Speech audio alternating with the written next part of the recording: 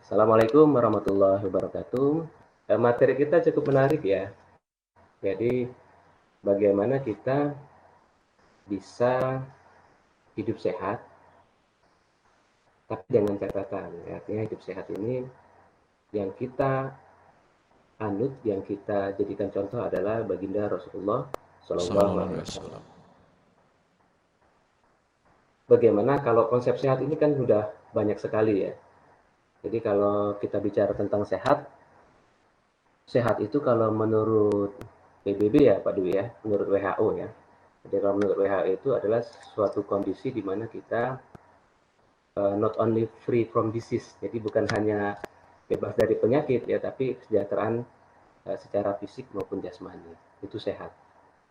Nah, saya akan bercerita dulu ketika zaman Rasulullah Shallallahu Alaihi Wasallam. Jadi kalau kita bicara tentang kehidupan Rasulullah itu, yang paling banyak kita tiru itu adalah bukan bagaimana Rasulullah berobat, ya, tapi bagaimana Rasulullah itu melakukan pencegahan terhadap penyakit. Bagaimana perilaku Rasulullah supaya tetap sehat. Jadi kalau di dalam dunia kedokteran itu ada 5 level prevention ya. Jadi ada lima apa namanya pencegahan penyakit. Nah Rasulullah ini bukan pada cure, bukan pada pengobatan lebih banyak kehidupannya, tapi lebih banyak pada proses pencegahan penyakit. Ya, jadi itu yang paling banyak kita tiru justru.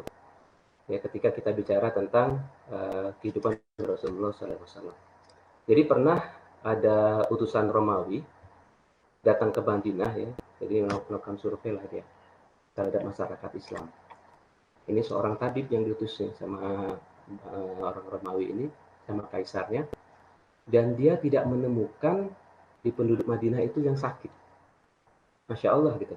Ya, jadi dia berpikir, wah hebat nih si Muhammad ya, kok satu kota ini nggak ada yang sakit gitu. Apa sih yang dilakukan oleh Muhammad dan teman-temannya ini? Ya, kok bisa semuanya dalam kondisi yang sehat? Itu satu. Terus cerita lagi Rasulullah SAW mungkin teman-teman sekalian ya, para pemirsa sekalian sudah paham juga tentang kisah ini. Bagaimana Rasulullah itu bisa mengalahkan pegulat yang tenar. Ya, pegulat yang tenar yang sahabat pun tidak bisa mengalahkannya. Jadi ketika Rasulullah dia bergulat dan dia menang gitu, masya Allah gitu ya. Jadi kalau sekarang ada pegulat Muslim yang lagi heboh nih ya, siapa namanya Pak Dwi? Habib, Habib. Iya si, si Habib ya. Si Habib ini dia retired ya, jadi retired ya, pensiun lah gitu ya. Ya Rasulullah itu mungkin ya kayak si Habib ya, dia bisa mengalahkan orang yang terkuat berada di kota Mekah atau kota Madinah, saya lupa di situ ceritanya. Kota Mekah ya. Jadi secara fisik Rasulullah luar biasa. Ya, itu contoh kedua. Contoh ketiga lagi, bagaimana Rasulullah sedemikian sehatnya ya. Jadi Rasulullah SAW ketika terjadi suatu kendala dalam penggalian parit ya Pak Dwi ya, perang Khandaq, itu ada dua batu besar yang para sahabat tuh nggak bisa mecahin gitu. Yang mau pakai apa, pakai bor, pakai apa, itu nggak bisa pecah dia. Kotak, kotak, kotak nggak pecah-pecah. Sama Rasulullah pecah. Ya, ini kisah yang diabadikan. Mungkin para pemirsa juga paham tentang kisah ini. Bagaimana dengan kisah itu Allah memberikan suatu gambaran ke depan, suatu visi bahwa ini Romawi dan Persia akan ditaklukkan oleh umat Islam. Ya, kalau dari sisi itunya. Tapi kalau saya lihat dari sisi yang lain, itu bagaimana postur tubuh Rasulullah, sehatnya Rasulullah, kuatnya Rasulullah, sehingga dia bisa memecahkan batu itu yang para sahabat tidak bisa memecahkannya. Ya. Demikian, mungkin banyak lagi kisah bagaimana kepiawaian Rasulullah dalam berperang, ya, kondisi fisik Rasulullah ketika berperang, dan seterusnya. Dan dalam setiap peperangan Rasulullah selalu berada di depan. Tidak bilang, lu aja yang, ya, lu di depan deh, lu di depan deh. Ya, kalau pemimpin mah di belakang gitu, ngeliatin aja dari jauh. Oh ya gini, gini, gini. Nah Rasulullah nggak kayak gitu ya. Jadi Rasulullah itu ketika perang, ya dia yang berada di depan. Ya. Ini kondisi-kondisi, cerita-cerita yang saya ungkapkan bagaimana sehatnya Rasulullah. Dan Allah sendiri sudah menyampaikan di dalam Al-Quran, surat Al-Ahzab ayat 21, laqad kana fi Rasulullah uswatun hasanah. Ya. Nggak bilang Allah itu uswatun hasanah dalam bidang apa, Pak Dwi. Iya. Ya, ketika bilang dia uswatun hasanah, totally Rasulullah adalah model. Ya, saya ingatkan. Jadi ketika bilang uswatun hasanah, Allah sudah bilang nih, kalau kamu mau cari contoh suatu model, entah model apapun, lihat Rasulullah. Tapi Ya, contoh biasanya berpakaian. yang dibahas itu contoh dalam ibadah gitu ya. Iya, padahal Rasulullah itu harusnya Pak Dwi, ketika bilang uswatun hasanah, bukan hanya contoh beribadah Pak Dwi. Iya, iya. Semuanya, perilakunya. Semua perilakunya itu adalah Allah hadirkan, ya Allah hadirkan contoh manusia, contoh makhluk Allah yang sempurna untuk menjadi ittiba kita, untuk menjadi contoh kita adalah Rasulullah dalam semua hal. Iya, Gitu iya. Pak Dwi. Ya, jadi kalau bicara itu, tentu ketika kita mencari rujukan, ya gimana mau kita sehat, bagaimana perilaku kita untuk sehat, ya kita nggak usah jauh-jauh cari siapapun gitu ya, nggak usah cari Rambo, nggak usah cari siapa gitu ya, yang badannya kuat-kuat ya, binaraga dan seterusnya, badannya atlet segala macam. Rasulullah itulah contohnya. Kalau bicara postur tubuh, digambarkan sendiri Rasulullah itu badannya atletis, ya. Dan ini nggak ditiru Pak Dwi. Jadi kalau sekarang ya Jadi lambang kalau sekarang six mungkin pack gitu ya. iya kalau sekarang lebih banyak itu one pack Pak Budi. Oh, one pack. Lebih. Satu kemasan bulat ya one pack. Kalau dulu kita ya Rasulullah itu six pack. Badannya kekar, digambarkan dadanya bidang ya, perutnya kecil. Sininya kuat. Itu sosok Rasulullah. Dan ini kan kalau kita seharusnya ikut sunnah Rasulullah ya harusnya kita tiru Pak Dwi. Bagaimana kita menjaga kesehatan. Iya, iya. Ya, baik ya. Jadi kalau kita bicara sehat tadi itu yang saya gambarkan. Selanjutnya nih, kalau dari Dinas Kesehatan, bilang sehat itu adalah suatu keadaan sejahtera dari badan, jiwa, dan sosial yang memungkinkan setiap orang hidup produktif secara sosial ekonomi. Ya, jadi kalau sehat produktif Pak Dwi. Ya, jadi kalau sehat hanya nggak sakit belum sehat, belum tercapai yang disebut sehat itu. Hmm. Jadi harus produktif, harus menghasilkan. Kalau sehat nggak sakit terus dia kelemar tidur segala macam, nggak menghasilkan sesuatu ya, nggak produktif orangnya gitu. Itu bukan sehat namanya. Jadi kalau ditanya gimana kabarnya sehat gitu kan, jawabnya gimana itu dok? Itu mungkin bahasa sehat yang menggambarkan kalau kita nggak sakit aja. Gitu ya. Berarti Jadi kalau kalau kita kalau lihat kita belum membuat sesuatu, kita jawabnya harusnya, oh saya lagi nggak sehat gitu ya. bahkan kalau di dalam ini Pak Dwi, di dalam Islam nggak cukup sampai sehat. Makanya kadang sehat wal afiat. Afiat ya, afiat itu lebih tinggi daripada sehat. Hmm. Ya, kalau di kesehatan ada sehat, ada bugar. Nah, jadi kalau sehat tadi sudah batasannya ada sampai produktif. Kalau bugar itu lebih pada endurance.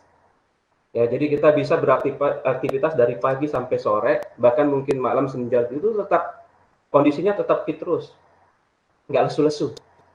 Jadi kalau udah jam 2 jam 3 kepalanya pening ya, udah mulai letoy gitu ya, udah mulai ini ya berarti kita kebugarannya dipertanyakan. Sehat sih sehat mungkin dia produktif dia. Saya kan di kampus ngerjain banyak hal gitu ya, tapi jam 2 jam 3 badan udah lesu letih ya. Loyo 4L lulu gue ya. Itu ya. Yang LLL tadi artinya kebugaran kita masih belum maksimal. Afiat lebih lagi Pak Dewi. Kalau bugar ya itu berkaitan dengan endurance tadi. Kalau afiat bahasa bahasa agama kita ini bahasa Islam itu lebih lagi. Jadi kalau bicara afiat dia memberikan manfaat buat orang lain. Ya luar biasa kan. Hmm. Iya, iya. jadi jadi makna sehat itu kalau menurut Islam bukan hanya cenderung pada diri kita. Ya, definisi sehat bukan hanya berkaitan dengan pribadi kita, tapi juga dia definisi sehat itu juga memberikan kemanfaatan buat orang lain. Itu Pak Dewi. Nah, itu ngomong tentang sehatnya dulu. Gimana Pak Dewi? Iya, iya. Nah, Gimana sih mau sehat? Nah, ini ada perkataan yang baik ya, bagus ya dari seorang dokter ahli bedah asal Jepang ya. Namanya adalah Hiromi Shinya. Hiromi Shinya. Apa sih kata si Hiromi Shinya ini? Dia bilang, you are what you eat. Nah, ini kita udah masuk ke ini ya, ke lebih teknis lagi, lebih detail lagi. Jadi kita udah bicara makan nih Pak Dwi. Ya, makan dalam konteks sehat aja.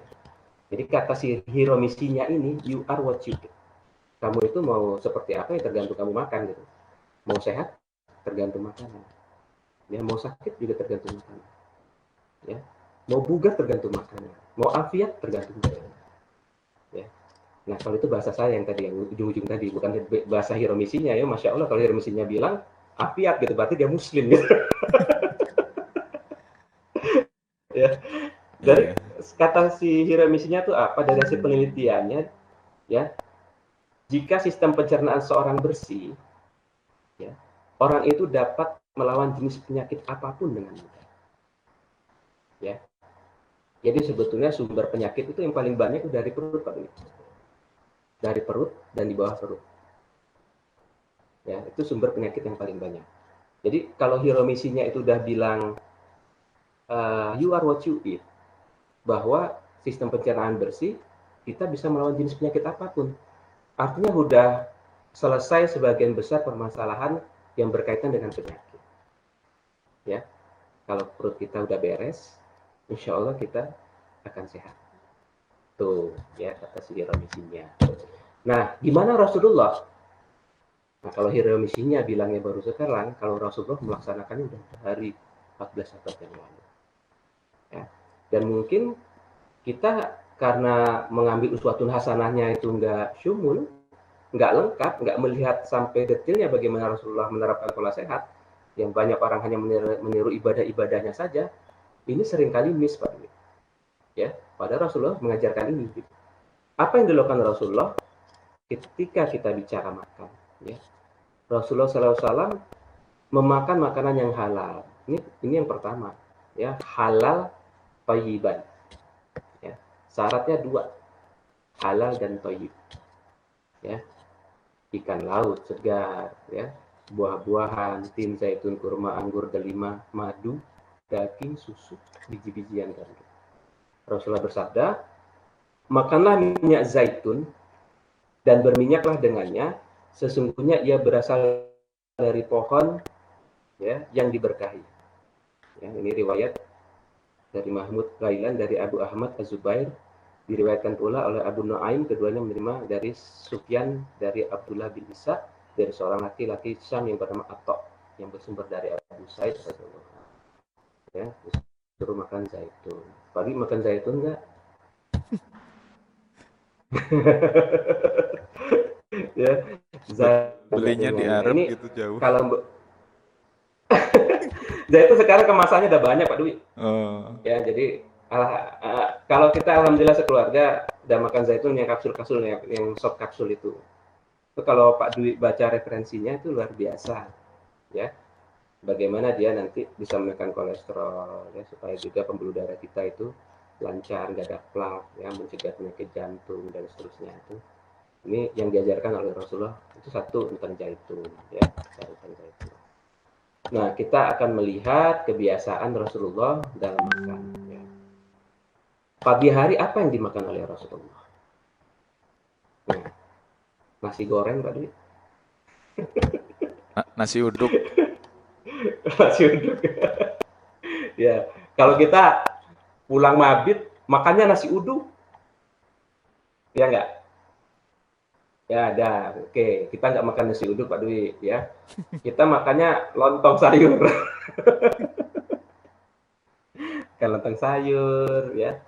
Ambil minum teh, sudah itu makan tempe, ya. Enak, enak betul enak. Nah, jadi jangan yang kita tiru sunnah mabitnya aja, bermalamnya aja Pak Dwi. Makannya Rasulullah pagi hari selesai mabit itu harusnya ditiru Pak Dwi. Apa yang dimakan oleh Rasulullah? Ya, Rasulullah pada pagi hari sarapan dengan segelas air yang dicampur oleh sesendok madu. Jadi dia air Sambal madu udah penting ya. Selain dapat menjaga daya tahan tubuh, madu juga dapat menjadi obat bagi berbagai macam penyakit. Ya, ditinjau dari kesehatan, madu dapat membersihkan lambung, menyembuhkan sembelit, basir, peradangan, dan mengaktifkan usus-usus. Ya, kalau saya pagi minum madu, ya, segelas air hangat dengan madu, dikasih juga sesendok jahe. Enak banget, coba. Ya. Nah, itu pagi aja tuh.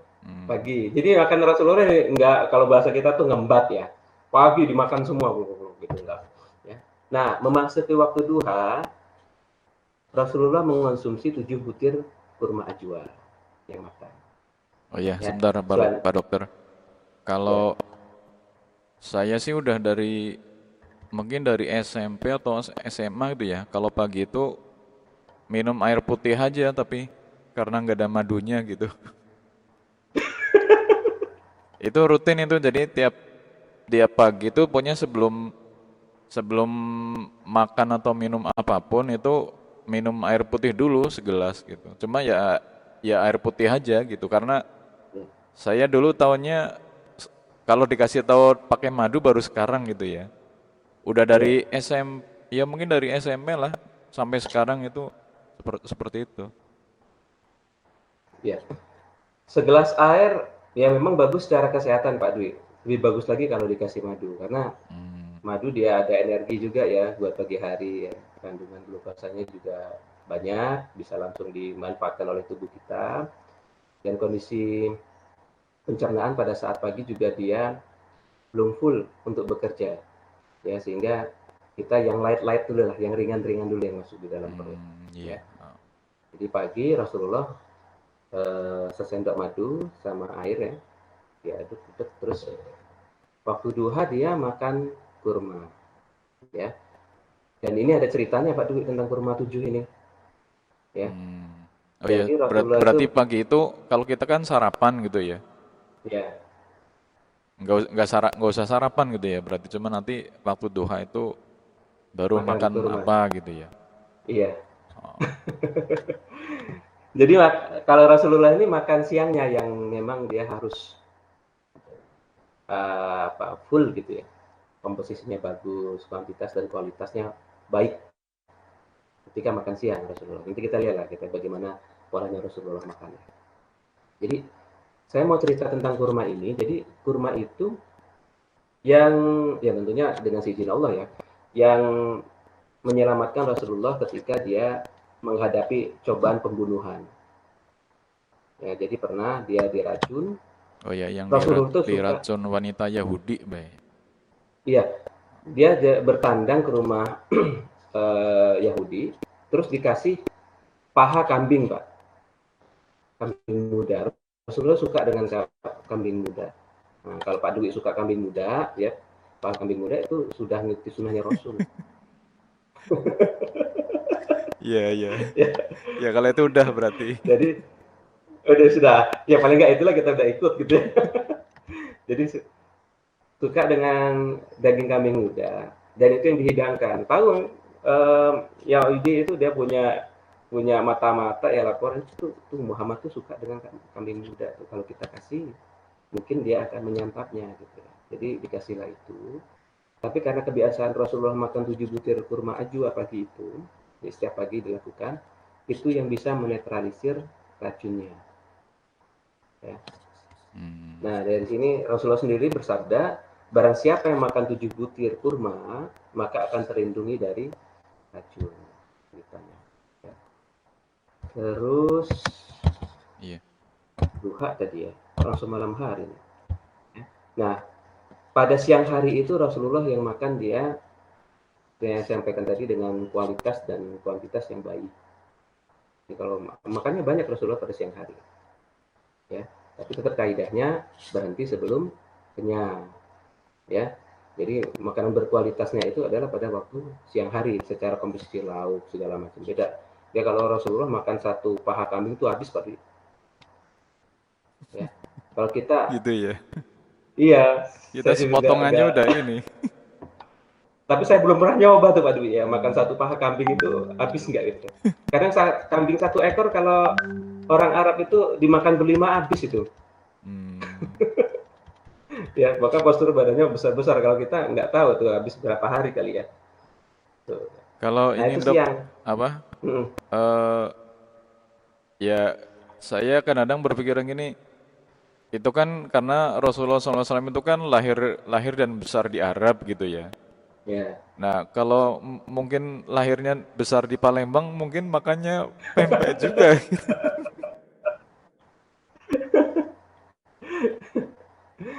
iya.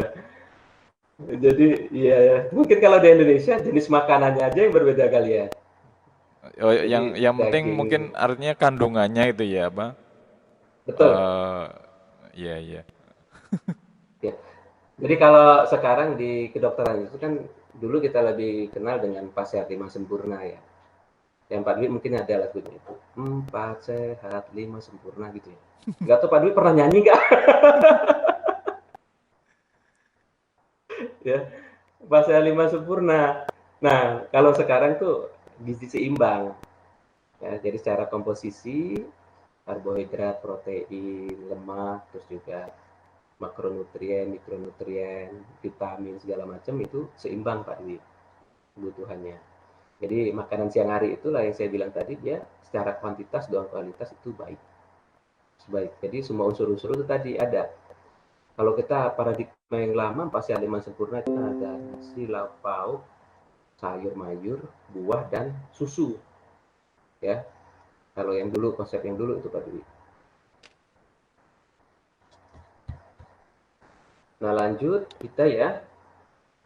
Nah apa yang dimakan oleh Rasulullah pada malam hari? Nah Rasulullah itu kalau makan di malam hari dia tidak ya Pak Dwi. Jadi kalau Rasulullah kalau sudah malam hari dia nggak makan lagi yang berat-berat Pak Dwi ya. Jadi nggak makan apa nasi ya makanan yang berat-berat. Pada malam hari Rasulullah biasa memakan sayur mayur, buah-buahan ya. Kalau kita Apalagi makan kalau malam sudah di malah atas. biasanya malah berat-berat kan, makan malam rame-rame gitu kan. Iya, ya. Apalagi kalau habis pengajian malam-malam, habis Isya gitu ya. Habis Isya lapar, makanya martabak ya kan, martabak Bangka, makan nasi goreng. Ya itulah makanya kita nggak bisa niru Rasulullah Pak Dwi. Rasulullah itu six pack, kita one pack ya.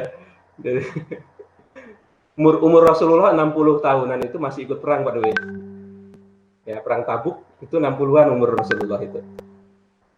Di dalam ceritanya perang Tabuk itu adalah ekspedisi perang yang paling berat, ya paling berat jaraknya jauh sekali pada saat kemarau, pada saat musim panas, pada saat juga paceklik melanda Madinah. Jadi suasananya berat bagi Rasulullah saat itu. Ya. Nah balik lagi, jadi kalau malam hari Rasulullah itu makannya sayur mayur, ya. Setelah makan malam, Rasulullah akan melakukan beberapa aktivitas terlebih dahulu, fungsinya untuk mempermudah makanan ketika dicerna oleh lambung. Aktivitas yang biasa dilakukan oleh Rasulullah adanya sholat, ya. Di malam hari dia Rasulullah baginda Rasul ini makan sayur, terus dia akan melakukan aktivitas dulu, ya biasanya sholat dia sebelum istirahat. Ya, Rasulullah juga mencontohkan pada kita tidak mengonsumsi makanan secara berlebihan, ya. Makan sebelum lapar dan berhenti sebelum kenyang. Ya, jangan sampai kita makan udah kelaparan banget, ya, karena kita lupa waktu, jadi udah lapar banget baru makan, dan karena lapar banget, akhirnya kekenyangan. Nah, ini contoh yang tidak pas, ya, hal yang tidak pas yang kita lakukan, tidak mencontoh pada itu berkaitan dengan kebiasaan makannya. Ya, selanjutnya bagaimana dengan istirahatnya Rasulullah? Rasulullah tidur itu lebih cepat dan bangun lebih awal. Jadi biasa Rasulullah, beliau Shallallahu Alaihi Wasallam tidurnya selepas isya. Ya, jadi ya mungkin ya sekitar jam 9-an atau jam 8 jam 9-an mungkin ya, karena eh, ada aktivitas sholat dulu dan seterusnya. Ya. Lalu beliau Shallallahu Alaihi Wasallam bangun pada sepertiga malam sekitar jam 3 untuk melakukan sholat malam. Ya. Dan pembagian waktu 24 jam sepertiga malam itu ada dalam waktu 24 jam itu pembagiannya ada sepertiga untuk bekerja, sepertiga beribadah, sepertiga untuk tidur yang cukup. Tentunya pembagian ini dia fleksibel ya. Jadi Rasulullah pada sepertiga malam, kalau malam itu 8 jam, maka sepertiga terakhir mungkin sekitar jam 2, jam 3 ya, sekitar jam 3-an Rasulullah salat tahajud. Ya. Jadi gitu Pak Dwi. Jadi Rasulullah itu tidurnya lebih cepat, habis isya udah tidur Pak Dwi, nggak begadang ya. Dan dia Rasulullah bangunnya lebih awal. Ya, pada sepertiga malam Rasulullah SAW bangun. Terus apa lagi? Kita udah bicara makan, olahraga, makan, terus tidur ya, terus rutin berolahraga. Rasulullah rutin berolahraga ya. Jadi olahraga apa yang disunahkan oleh Rasulullah ini udah pada paham semua kayaknya ya. Jadi ketahuilah bahwa yang dimaksud kekuatan itu adalah memanah ya, dan beliau mengucapkannya 3 kali. Nah, ini harus latihan mana kita Pak Dwi ya. Shot the target. Nah, ini yang belum menjadi ini kita program kita gitu ya. Memanah ini harusnya sudah mulai dimasukkan karena ini adalah sunnah Rasul yang diajarkan ya. Dia dalam hadis lain juga menjelaskan kamu harus belajar memanah karena memanah termasuk sebaik-sebaiknya permainan ya, bukan Mobile Legend kali. Iya, iya. Ya apalagi memanah, berenang. Nah, apa satu lagi Pak Dwi yang disunahin Pak Dwi? Berkuda. Ya, ya berkuda. Nah itu olahraga kita paling jogging, itu pun kalau inget. Nah ini kan gitu ya. Padahal kalau menurut kaidah kesehatan, dari ilmu kesehatan, olahraga itu ya usia kita 40-50 tahun misalnya ya. Paling enggak seminggu itu kita melakukannya 3 kali, terus akhirnya menjadi 5 kali. Dan kalau bisa setiap hari Pak Dwi.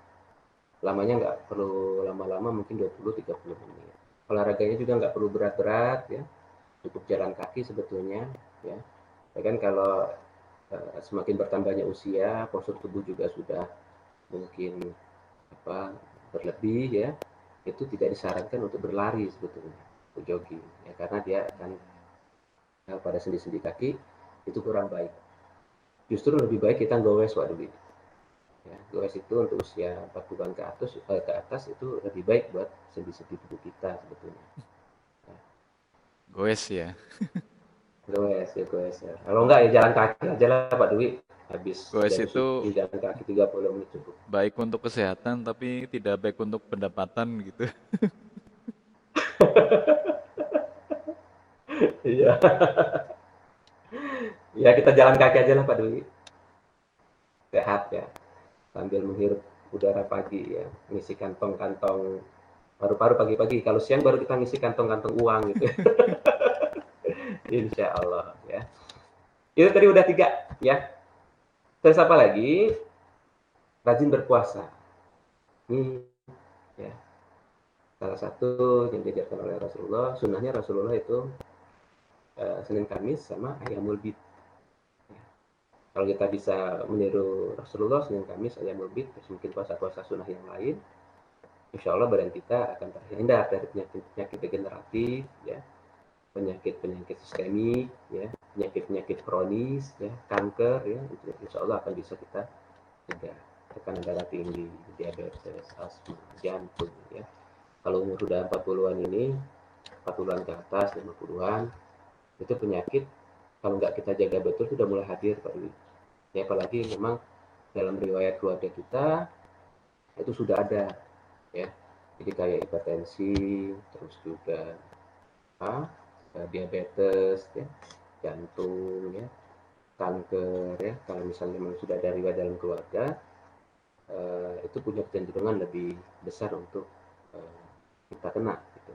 Makanya puasa, olahraga ya, pola hidup sehat ini kadang-kadang bisa saja kita anggap apa ya udah nanti aja lah gitu ya, kita abaikan, tapi sebetulnya hal yang paling penting tadi ya Kalau investasi kita untuk hari tua kita ya seharusnya di umur 30-an itu dari muda lagi bahkan dia adalah investasinya adalah olahraga.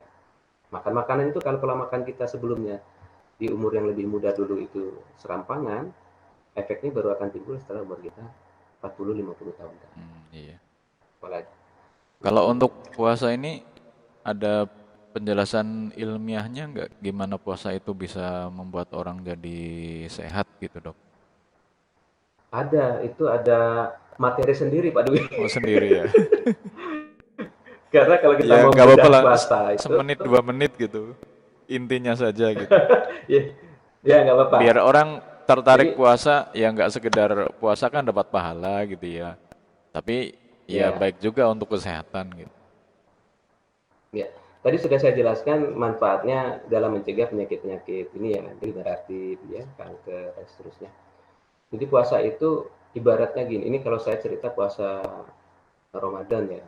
Kalau puasa Ramadan itu manfaatnya akan terasa sekali Pak di 1 bulan itu kalau kita betul-betul melaksanakan puasa itu secara baik dan benar. Ya, baik dan benar secara syariah, baik dan benar secara kesehatan.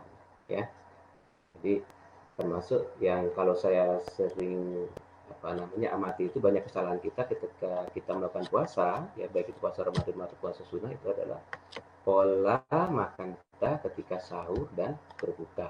Itu enggak pas. Iya. Justru manfaatnya yang enggak kita dapat tuh Pak Dwi ya. Contoh kalau kita memang betul ya puasa Ramadan itu kita apa selenggarakan dengan seksama dengan sebaik-baiknya maksudnya kita laksanakan itu harusnya bisa menurunkan berat badan kita antara 2 sampai 3 kilo Pak Dwi. Bukan bukan malah nambah ya. Nah, kenyataannya nambah kan? Udah Ya. siangnya banyak tidur, malamnya banyak makan gitu ya. Jadi kalau mau ingin peroleh manfaat puasa dari secara kesehatan memang harus baik dan benar secara syar'i dan juga kesehatan. Ya. Nah, puasa ini Pak Dwi tadi udah diminta bagaimana proses ini ya. Sebetulnya puasa itu membuat kita melakukan proses apa namanya kalau ibarat mobil itu kita turun mesin ya, di tune up ya. Jadi proses pembersihan.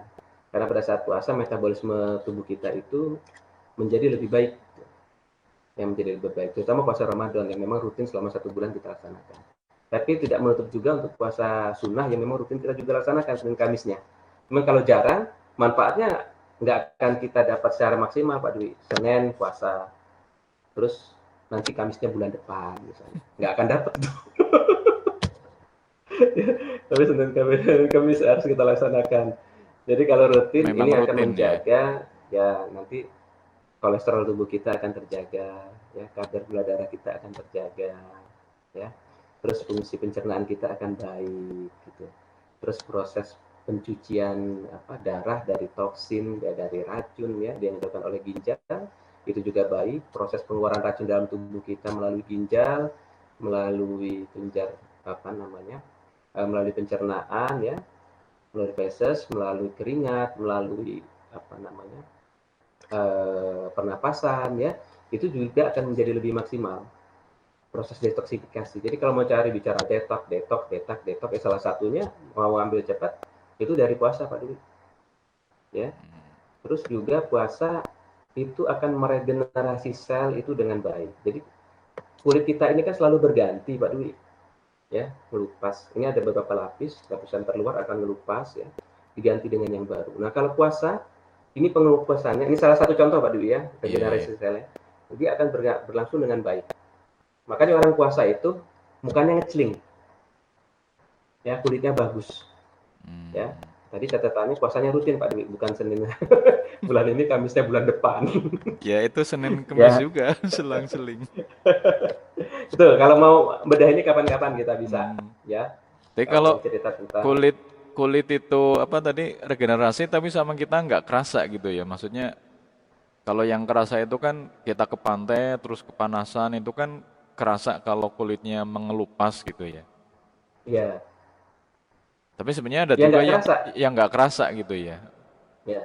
Jadi proses tubuh kita itu rutin dilakukan yang namanya siklus sel tadi. Jadi dia meregenerasi secara rutin baik sel kulit maupun sel tubuh kita. Jadi tubuh kita ini kan ada mekanismenya Pak Dwi. Yang rusak-rusak itu akan dihancurkan, apoptosis ya. Dia akan mati sendiri, diganti dengan sel yang baru. Hmm, Ya. iya. Kalau itu tidak terjadi, itulah yang terjadinya kanker. Ya. Jadi sel kanker itu adalah sel tubuh kita sendiri sebetulnya, tetapi dia tidak mengalami self programming. Jadi setiap sel tubuh kita nih Pak Dwi, karena Pak Dwi ini orang IT ya, saya bicaranya pakai programming. Ya, setiap sel tubuh kita itu ada namanya self programming. Ya, self programming kapan dia harus bekerja, terus kapan dia harus mati sendiri. Jadi dia akan Iya, melakukan iya. self destruction. Jadi dia akan melakukan apoptosis, menghancurkan diri sendiri, dan dia akan digantikan oleh sel yang lain, sel yang baru. Kalau nggak ada, ini nggak hancur-hancur ya, sel programnya rusak, misalnya karena seinfeksi virus, bakteri, ataupun hal-hal yang lain, ini akan menjadi sel kanker. Tuh, dia sel kanker itu immortal Pak Dwi. Terus dia berkembang terus ya. Itu ya. Oke, ini tentang puasa. Saya cerita dikit. Jadi kalau mau bicara tentang puasa lebih banyak, ya kapan-kapan kita ngobrol lagi. Ya. Apa selanjutnya? Sholat yang khusyuk. Ya, ya sholat. Ini juga ada kajiannya sendiri, Pak Dwi. Ya, saya udah buat kajian-kajian ini dari mulai wudhunya, sholatnya, ya, gerakan-gerakan sholatnya. Terus kita tinjau dari sisi hormonnya juga, gitu ya, tentang sholat itu. Terus dari aspek psikologisnya juga, sholat, wudhu, puasa, ya. Uh, ada tinjauan kesehatan yang mungkin ya, akan menarik kalau kita kupas di kesempatan yang lain. Iya, Ya. iya. Nah, Terus tentang apalagi, sholat ya, Pak Dokter, ya, kan pernah ada video itu ya yang eh, sholat dalam posisi sujud gitu ya. Itu kan ada, kalau di videonya kan inilah nanti ada hormon apa yang masuk ke dalam otak apa ya, sehingga membuat orang itu jadi, ya kalau sekarang jadi inilah apa eh, jadi bisa menyembuhkan corona gitu. Ada dua sih, yang satu itu videonya dari orang asing ya. Ya dia cerita gitu juga posisi orang sujud apa? Terus yang satu dari orang Islam gitu. Itu ya. memang memang benar gitu ya, seperti itu ya. Jadi sholat ini salah satunya tadi Pak Dwi sudah membicarakan salah satu posisi sholat ya, manfaat salah satu posisi sholat yaitu sujud. Sujud itu luar biasa Pak Dwi. Kalau bicara salah satu gerakan ini saja itu masya Allah. Tadi yang disampaikan Pak Dwi itu salah satunya, tapi bukan hormon Pak Dwi. Jadi ketika kita posisi sujud, ya, ada bagian-bagian otak kita yang pada posisi yang lain, dia tidak mendapatkan aliran darah secara maksimal. Pada saat kita sujud, dia mendapatkan aliran darah secara maksimal. Dan ini bisa meningkatkan potensi otak ya, dan berpikir dan seterusnya. Harusnya Muslim itu cerdas. Dengan banyak sujud kita harusnya menjadi lebih cerdas pada kita. Orang Muslim itu cerdas, ya. Itu yang pertama yang disampaikan Pak Dwi. Terus yang kedua, berguna juga untuk wanita hamil Pak Dwi. Ya, ini kalau posisi bayinya nggak pas, ya, sungsang, ya, Sungsang gitu ya. Oh. iya sungsang. Terus dokter dokter ininya dokter kebidarannya akan bilang, Bu, banyak-banyak sujud ya Bu, gitu. Ya memang itu. Jadi ketika sujud, posisi bayinya bisa kembali gitu ya. Lebih banyak sujud. Itu Iya. hanya sujud Pak Dwi, belum gerakan yang lain gitu. Ya, jadi kita banyak bicara ketika senam, ya, ada yoga gitu ya. Sebenarnya Allah sendiri udah kasih fasilitas tuh olahraganya adalah sholat. Ya, syaratnya ada Pak Dwi. Jadi sholat secara tumakninah, sholat secara khusyuk. Ya. Kadang kita Allahu Akbar, ruku gitu ya.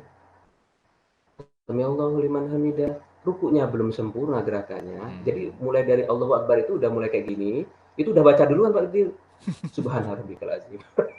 Jadi begitu pas langsung lagi berdiri gitu ya. Ini Kayak sholat ya. rusuh-rusuh itu gitu ya kira-kira ya.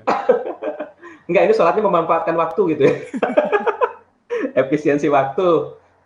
Efisiensi waktu. Jadi kalau begitu pas posisinya, udah selesai tuh Udah bacaan ya. selesai. Tiga sambil hamidah, sambil hamidah sambil begini, Robbana walakal ya.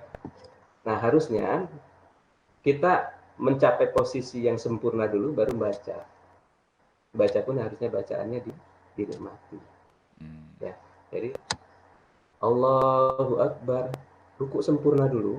Jadi kerasa betul sini Pak Dwi. Punggung ini ketarik Di ya. punggung ya. Rasakan betul gerakan itu. Ini secara kesehatan saya bilang ya. Ya tumak nina secara kesehatan ya. Rasa betul ini ketarik, posisinya enak, udah mantep ya. Baru baca doanya. Ya, demikian juga Sami Allahu liman hamidah. Ya. Terasa betul posisinya udah mantep baru. Sujud juga demikian. Tercapai dulu posisi sujud ya. Udah ngerasa feel-nya dapet ya. Gerakannya sempurna baru baca. Tuh. Iya.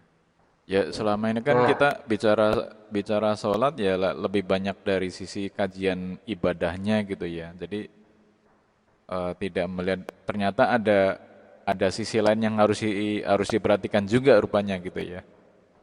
iya Pak Dwi. Jadi kalau tumak ninah itu ya dari sisi ibadah tumak ninah adalah gerakannya ini. Cuman kalau dari sisi kesehatan tumak ninah yang menyempurnakan gerakan itu tumak ninah sampai kerasa betul ini baru. Ya. Jadi kalau mau mendapatkan manfaat secara kesehatan syaratnya harus tumak ninah dan khusyuk. Menghadirkan hati. Ini yang paling sulit itu khusyuk. Karena menghadirkan hati ini lebih cenderung kalau tadi untuk olah raganya ya, hatinya itu olah rasanya. Jadi itu juga berkaitan dengan kesehatan. Ya, jadi kalau kita buru-buru juga, ya kita nggak nyantol pada yang di atas, yang nggak dapat ketenangan dan seterusnya, itu juga akan berakibat pada kesehatan. Ya, ini berkaitan juga dengan yang berikutnya ini Pak Dwi. Ya, Rasulullah itu tidak pernah marah, tidak pemarah. Jadi kemampuan kita untuk menghandling emosi. Ya, la taghdab walakal jannah. Kalau Rasulullah, ya, itu kalau anak-anak, Itu bagian dari kesehatan juga gitu ya. iya, jangan marah-marah Pak Dwi. Ya. Tapi kadang-kadang orang tua kadang melintir juga tuh latar walakal jannah tuh. Ya, latar walakal jannah. Jangan marah-marah bagimu surga. Ya, kalau orang tua latar walakal jannah diartikan nanti ke anak-anaknya bukan gitu Pak. Gitu. Bukan gitu deh artinya. Jangan buat marah bagimu surga gitu.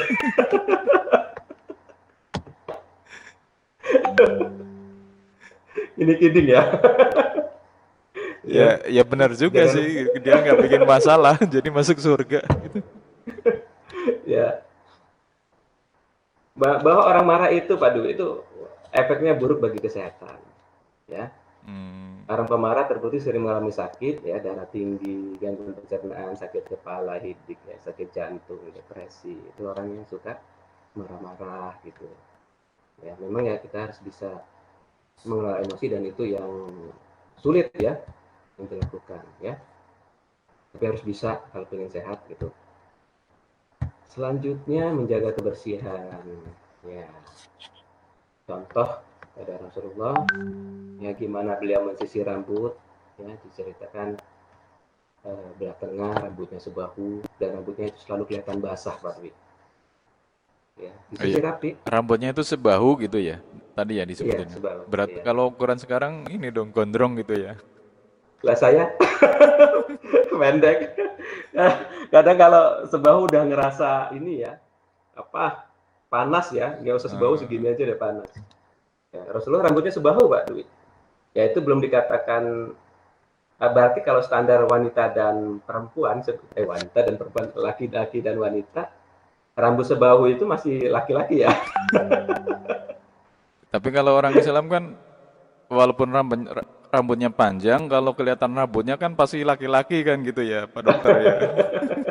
Iya, karena yang perempuan kan pakai hijab Iya, kan. jadi pokoknya kalau ada orang kelihatan rambutnya gondrong ya pas tetap aja laki-laki kan gitu. Pasti laki-laki. Ya, Rasulullah rambutnya gondrong dan ini beliau tuh rajin menyisir rambutnya. Jadi kalau misalnya seorang muslim kelihatan rambutnya acak-acakan, ya alasannya macam-macam lah gitu ya. Nggak sempet inilah, itulah ya. Ah, kayak ini aja kamu apa namanya, eh, laki-laki apa gitu ya. Karena nggak mengurusin apa terlalu ngurusin rambut misalnya, ya itu juga nggak pas ya. Tapi kalau nggak Kal diurusin juga nggak pas Pak kalau Dwi. saya alasannya udah laku inilah gitu. Nanti kalau kalau rapi malah dicurigai gitu ada. Iya, sering.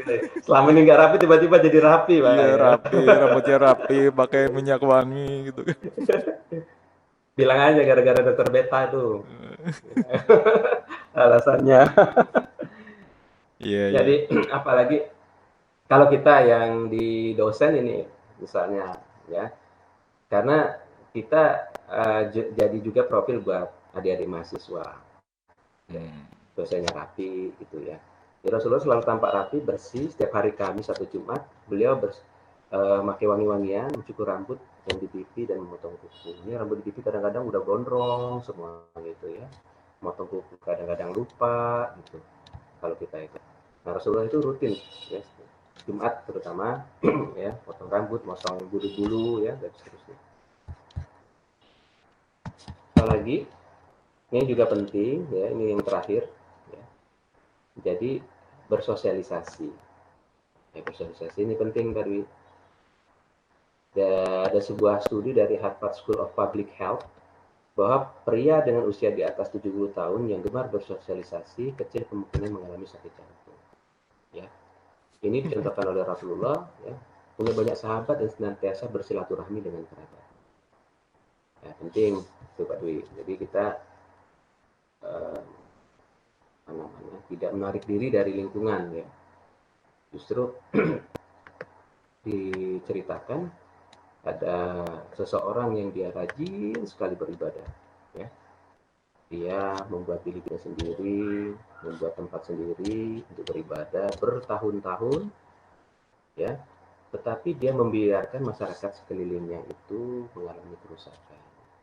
Ya tidak pernah menegur, tidak pernah memberikan nasihat ya pada masyarakat sekelilingnya dan terjadi percakapan pada waktu itu antara malaikat ya. Malaikat diminta untuk menurunkan azab ya, menghancurkan negeri itu. Terus bertanya salah satunya, kok dihancurkan terus bagaimana dengan si Abid? Dibilang kayak gitu yang selalu beribadah itu. Oh justru mulai dari dia, ya. Justru mulai dari dia lah penghancuran itu dilakukan. Jadi kita nggak Islam ini mengajarkan kita tidak soleh secara pribadi. Jadi tidak cukup dengan soleh secara pribadi. Bahkan itu mungkin ya tidak tercapai kepribadian seorang muslim kita itu tidak bisa hanya mengatakan saya sudah berbulan muslim dengan melakukan ibadah secara rutin yang hanya memberikan impact buat diri kita ya. Jadi seorang muslim itu muslim harus seorang muslim juga. Bagaimana dengan kehadiran dia, kesolehan dia itu memberikan impact terhadap masyarakat sekelilingnya. Harus bersosialisasi. Ya, jadi kalau Hmm. kehadiran seorang muslim dia tidak dirasakan oleh masyarakat sekelilingnya, artinya dia apa, tidak paripurna menjadi seorang muslim. Nah, makanya Islam ini adalah Islam agama secara berjamaah. Ya. Termasuk ini juga Pak Dwi. Kadang-kadang saya berpikir sekarang ini lagi musim corona Pak Dwi ya. Saya agak komen dikit tentang masalah Iya. ini. Jadi musim corona itu sekarang saya lihat protokol kesehatan itu sudah mulai banyak ditinggalkan orang. Ya, kongko-kongko, nggak pakai masker. Ya, terus itu yang paling saya sering lihat ya. Udah banyak sekarang orang udah bertaburan di mana-mana itu nggak pakai masker gitu ya. Alasannya kenapa? Mereka ada yang percaya, ada yang nggak percaya tentang COVID gitu. Ya, COVID sudah berlalu. Padahal angkanya naik terus tuh Pak Dwi.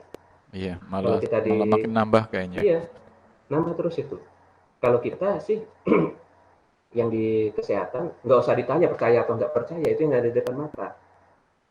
Ya, teman-teman udah banyak yang syahid, teman-teman banyak yang meninggal karena COVID.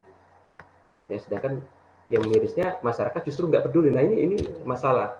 Ya, alasan mereka pakai masker itu hak gue, ya hak gue mau pakai atau enggak karena gue nggak percaya gue nggak pakai. Padahal masker kalau menurut saya, ya itu tidak hanya bicara tentang hak.